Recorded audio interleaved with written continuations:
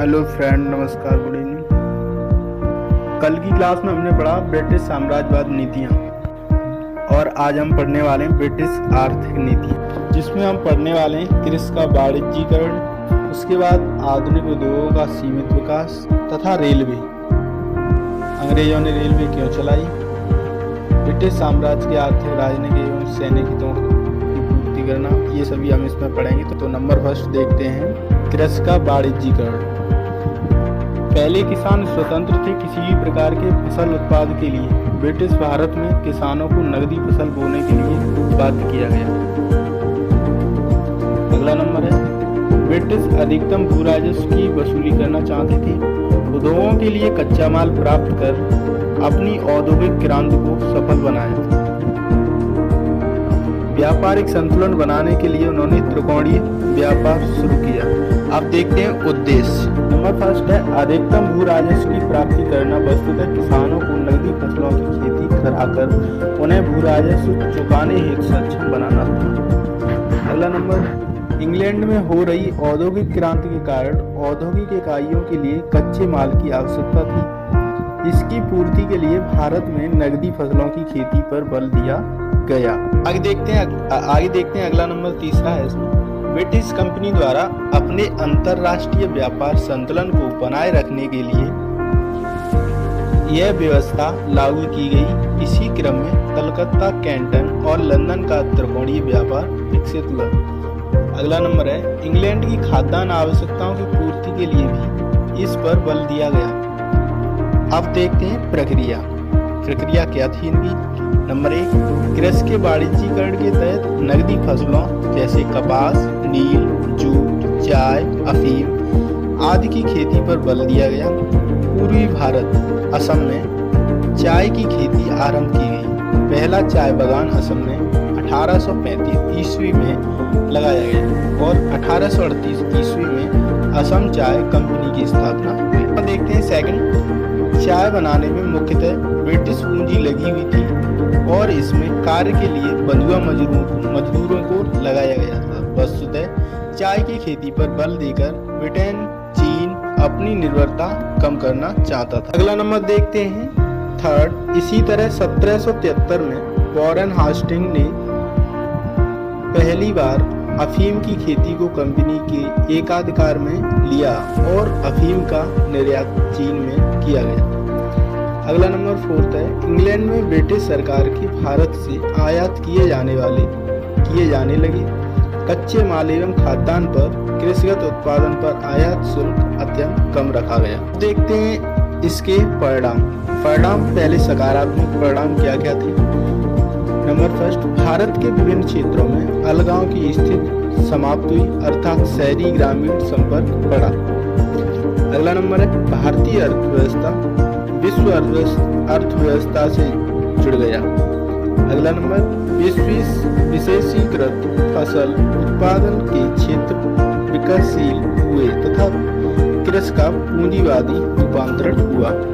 अब देखते हैं नकारात्मक परिणाम। नकारात्मक परिणाम क्या क्या रहे। नंबर 1, किसानों की गरीबी एवं ऋणग्रस्त में वृद्धि हुई, क्योंकि नकदी फसल की खेती के लिए उन्हें साहूकारों से कर्ज लेना पड़ता। फलतः वे शोषण के शिकार हुए। अगला नंबर सेकंड, किसानों की नकदी फसल को खेती के लिए बाध्य किया गया। फलतः खाद्यान्न उत्पादन विशेषकर मोटे अनाज जैसे मक्का, ज्वार के उत्पादन को धक्का लगा, अतः अकाल की स्थिति पैदा हुई। अगला नंबर देखते हैं थर्ड नंबर, भारतीय कृषक उपनिश्चित एवं दूरदराज बाजार पर निर्भर हो गए, जिसका संबंध बिचौलियों की श्रृंखला के माध्यम से था। फलतः वह बिचौलियों के शोषण का शिकार हुआ। अमेरिकी गृह युद्ध के दौरान जब अमेरिका कपास का इंग्लैंड आना बाधित हुआ तो इंग्लैंड के औद्योगिक की कपास आवश्यकताओं की पूर्ति भारत से की, अतः भारतीय कपास की मांग बढ़ी। फलतः ब्रिटिश सरकार ने भारतीय कपास उत्पादकों पर भू राजस्व की राशि में वृद्धि भी की। किंतु जैसे ही गृह युद्ध समाप्त हुआ और अमेरिका इंग्लैंड व्यापार सामान्य रूप से चलने लगा तो भारतीय किसानों पर इसका दुष्प्रभाव पड़ा, क्योंकि एक तो कपास की मांग कम हो गई और दूसरी तरफ वृद्धि की गई कर की राशि बनी रही। अतः किसान असंतुष्ट हुआ और उन्होंने विद्रोह किया, जिसे दक्कन के दंगे के नाम से जाना जाता है। अब निष्कर्ष क्या हुआ इसका? निष्कर्ष फ्रेंड इस तरह देखते हैं। इस तरह कृषि के वाणिज्यीकरण का लाभ भारतीय किसानों को वैसा नहीं मिला जैसा कि इंग्लैंड के किसानों को मिला था, क्योंकि यह भारतीय किसानों पर आरोपित पद्धति भी थी। अतः इसका लाभ भी आरोपित करने वाली औपनिवेशिक शक्ति अर्थात ब्रिटिश को मिला। कुल मिलाकर यह औपनिवेशिक ढांचे के अंतर्गत लाई गई थी। अतः प्रगतिशील अवधारणा होते हुए भी इस पद्धति ने भारतीय किसानों को निर्धन बना दिया। अब देखते हैं आधुनिक उद्योगों का सीमित विकास। इसमें है ब्रिटिश आर्थिक नीतियों ने भारतीय हस्तशिल्प का पतन तो कर ही दिया और आधुनिक उद्योगों की स्थापना को प्रोत्साहित नहीं किया, किंतु फिर भी 19वीं सदी के माध्यम से आधुनिक उद्योगों का सीमित विकास दिखाई देता है। इस विकास को भी औपनिवेशिक शासन के संदर्भ में देखने की आवश्यकता है। यह विकास निम्नलिखित चरणों में हुआ। प्रथम चरण 1850 से 1914। इस चरण में जूट उद्योग, बागान उद्योग, कोयला उद्योग पर ब्रिटिश पूंजीवादियों का एकाधिकार था। ब्रिटिश पूंजीवादियों ने चाय, कॉफी, रबर, नील के बागानों में निवेश किया। बंगाल में ब्रिटिश ने कॉल फैक्ट्री की स्थापना की, जिसमें पूर्णतः ब्रिटिश पूंजी लगी हुई थी, जहां श्रमिक भारतीय थे। इसी तरह जूट उद्योगों का भी ब्रिटिश पूंजी से निर्मित था। बंगाल में रिसड़ा नामक स्थान पर जॉर्ज ऑकलैंड ने पहला जूट कारखाना स्थापित किया। वस्तुतः अंग्रेजों को अपने व्यापार के लिए थैलियों की जरूरत थी। इसी क्रम में जूट उद्योगों का विकास हुआ। इस तरह ब्रिटिश आवश्यकताओं को पूरा करने के लिए नवीन उद्योगों का निर्माण किया गया, जहां अंग्रेजों ने भारतीय श्रम पर नियंत्रण स्थापित कर मुनाफा कमाया। अगला नंबर देखते हैं। 1853 में काफ सिंह नानाबाई ने प्रथम सूती मिल की स्थापना भड़ोच में की। वस्तुतः वस्त्र उद्योग के क्षेत्र में पूर्णतः भारतीय पूंजी लगी हुई थी। अगला नंबर है। स्वदेशी आंदोलन के दौरान भी भारतीय उद्योगों का विकास हुआ। वस्तुतः विदेशी वस्तुओं के बहिष्कार एवं स्वदेशी के नारे ने भारतीय उद्योगों के विकास को प्रोत्साहित किया। इसी क्रम में दिया सलाई उद्योग यानी माचिस उद्योग, साबुन उद्योग का विकास हुआ। ये रहा फर्स्ट चरण का। अब देखते हैं सेकंड चरण 1914 से 1945 में। नंबर 1, विश्व युद्ध के दौरान भी भारतीय उद्योगों का विकास हुआ। वस्तुतः प्रथम युद्ध में राष्ट्रीय बर्जुआ ने ब्रिटिश का सहयोग किया था, अतः इस वर्ग को सरकार से कुछ संरक्षण मिला। तो दूसरी तरफ युद्ध के दौरान भारत में साम्राज्यवादी शक्ति के साथ टकराव में भी कमी आई। फलतः देशी उद्योग का विकास हुआ। इतना ही नहीं, युद्ध आवश्यकताओं के कारण ब्रिटिश ने भारतीय उद्योगों का संरक्षण किया।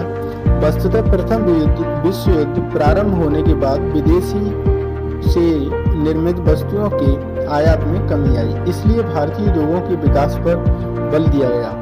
इसी क्रम में 1916 में हॉलैंड कमीशन प्रथम औद्योगिक आयोग की स्थापना हुई, जिसने उद्योगों को संरक्षण देने की बात कही।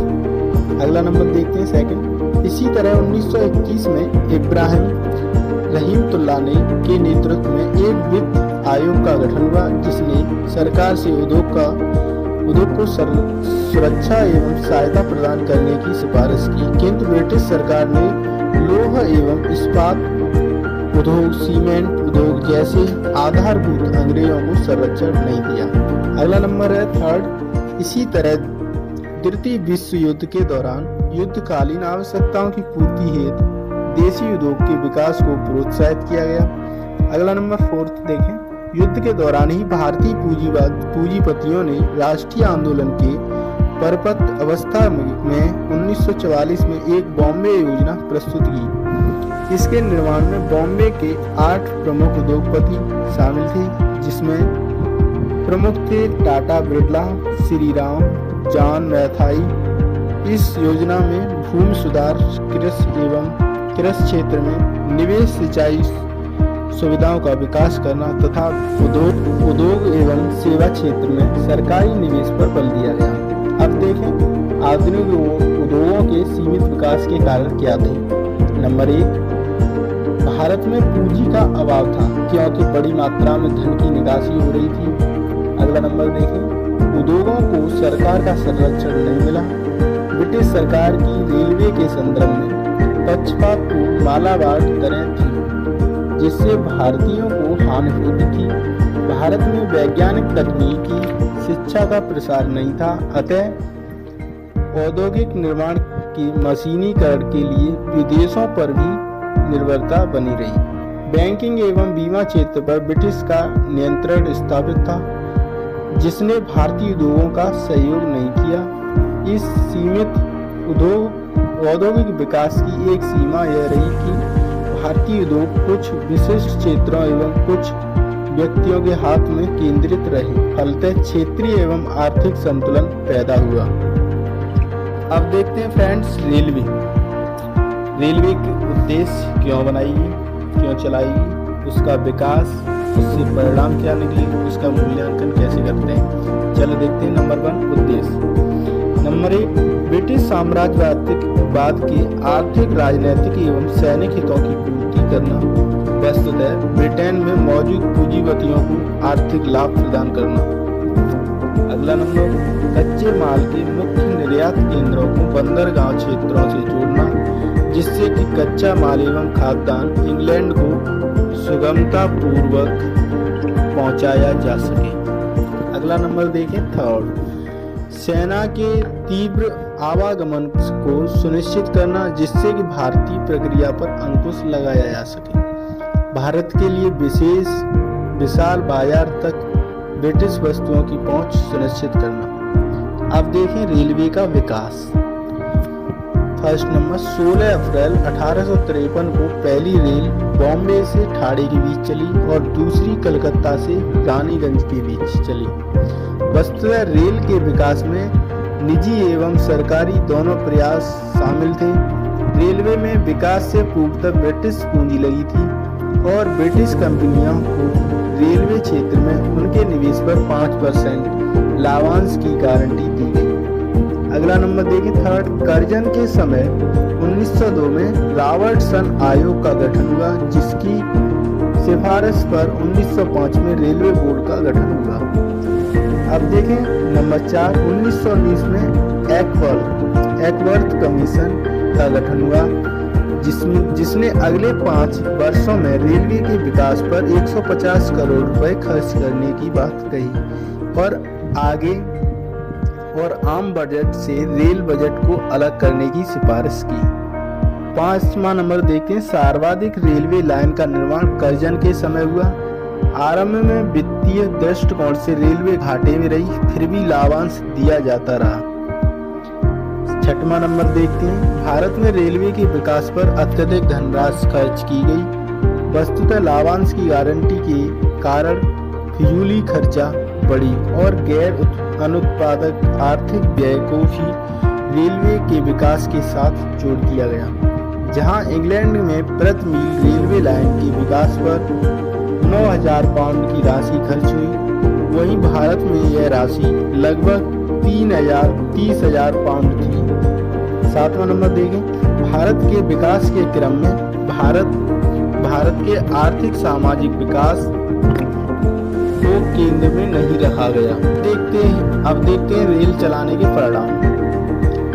रेल के क्या परिणाम हुए। नंबर 1, सकारात्मक परिणाम देखते हैं। नंबर फर्स्ट है, भारत के आंतरिक बाजारों में संपर्क बढ़ा।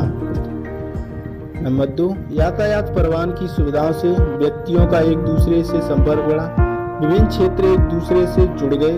इसी क्रम में राष्ट्रवाद की भावना के विकास का आधार निर्मित हुआ। तीसरा नंबर छुआछूत जात पात की भावना में कमी आई। अगला नंबर है नकारात्मक परिणाम।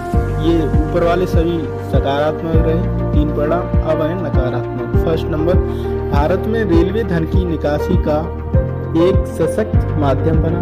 वस्तुतः लाभांश की गारंटी राशि तथा रेलवे के विकास पर लिए गए कर्ज और उस पर ब्याज की देनदारी से भारतीय अर्थव्यवस्था पिछड़ी अर्थव्यवस्था के रूप में सामने आई। अब देखें सेकंड नंबर, ब्रिटिश सरकार ने रेलवे के विकास के लिए सार्वजनिक ऋण लिया और उस पर बड़ी मात्रा में ब्याज का भुगतान किया, जो भारतीय पर आरोपित था। फलतः किसानों के ऊपर कर्ज बोझ बढ़ा और वह ऋणग्रस्त हुआ। अगला नंबर थर्ड, भारत के हस्तशिल्प उद्योगों के पतन में रेलवे की भूमिका देखी जा सकती है। वस्तुतः दूरस्थ क्षेत्रों तक ब्रिटिश वस्तुओं की पहुंच सुनिश्चित कर हस्तशिल्प के घरेलू बाजार को सुनिश्चित कर दिया। अगला नंबर है माल भाड़ा दरें भेदभाव मूलक होने के कारण भारतीयों के लिए यह प्रतिकूल साबित हुई। अगला नंबर, रेलवे ने भारत का औद्योगिकरण न करके भी औद्योगिकरण में योगदान दिया। अब देखते हैं मूल्यांकन में जिस देश में कोयला और लोहा मौजूद हो और वहां परिवहन के साधनों का मशीनीकरण हो जाए तो उस देश में आधुनिक औद्योगिकरण होगा।